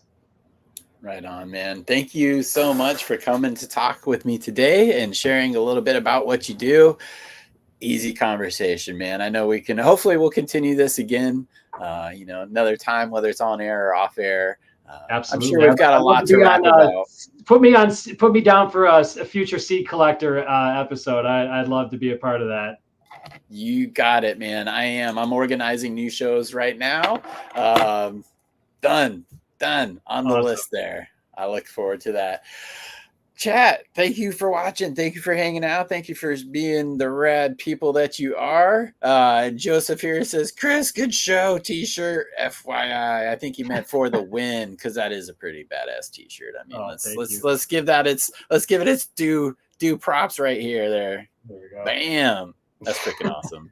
I love it. Joseph loves it too. But thanks, guys. Thank you for tuning in. If you want to, again, catch some of what Chris is doing, links in the show notes. And if you're a winner from the show today, hit me up on my IG. Until next time, next Saturday, guys, we are going to be doing seed collectors. So until then, remember to party on. Fuck you, Westport!